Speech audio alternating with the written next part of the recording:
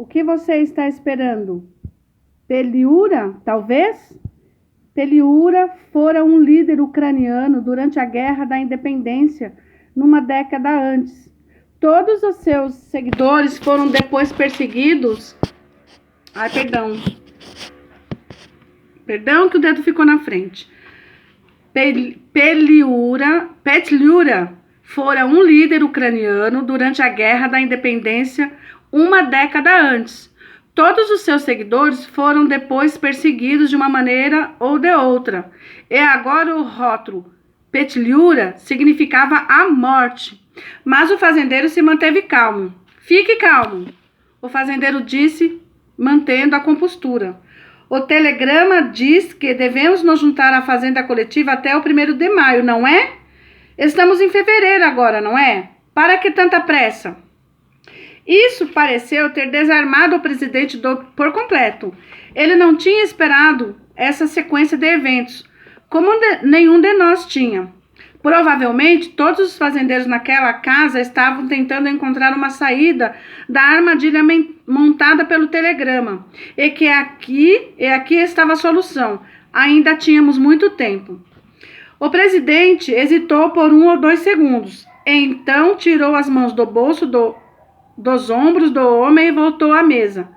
Lá ele consultou o propagandista.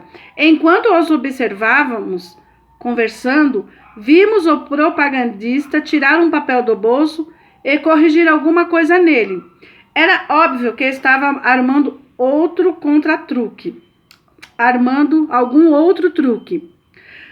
Antes que essa assembleia seja suspensa, o propagandista começou a falar. É no mínimo apropriado que adotemos uma resolução. Então, ele começou a ler um papel que trazia na mão.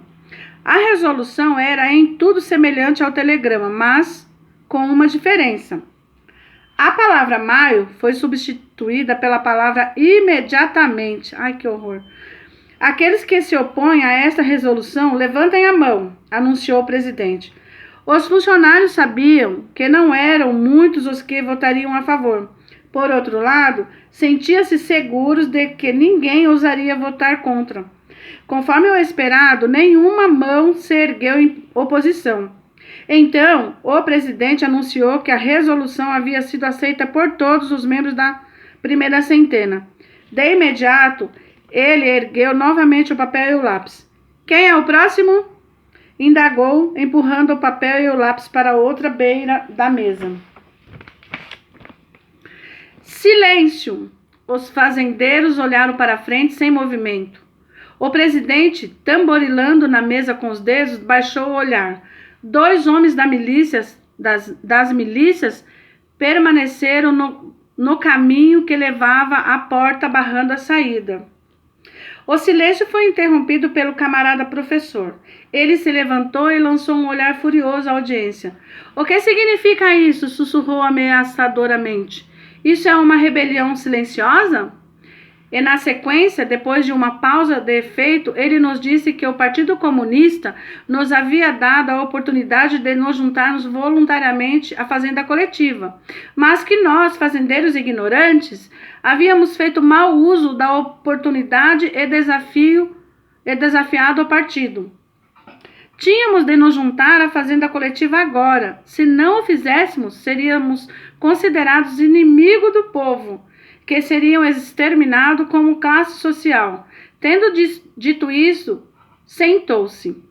Não fazia sentido para nós, pois as palavras voluntariamente, entre aspas, e dever, não combinavam.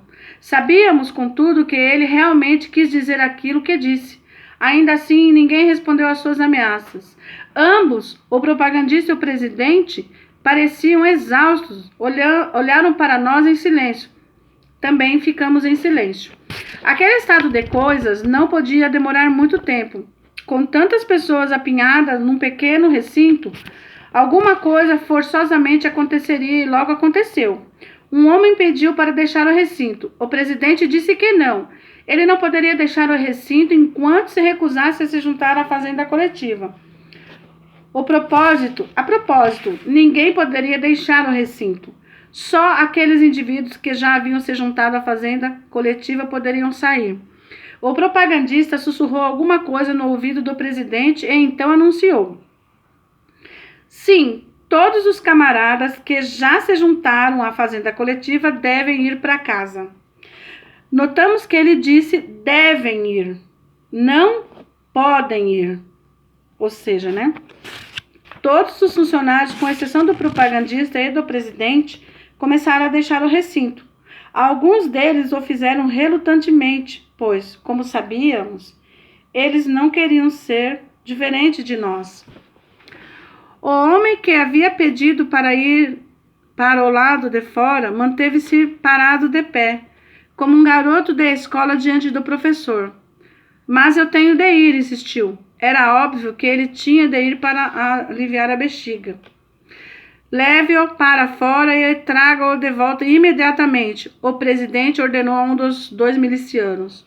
Assim, o homem deixou o recinto sob escolta, como um prisioneiro, deixando-nos para trás com o pensamento embaraçoso de que ele teria de cuidar do seu pequeno problema sob o olhar vigilante de um homem do partido.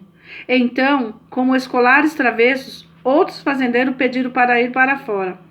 Ficamos curiosos de ver como o presidente resolveria esse problema com o único miliciano que lhe restara. Ninguém vai para fora, ele gritou. E ponto final. Algumas almas corajosas tentaram insistir no seu direito de atender ao chamado da natureza sem interferir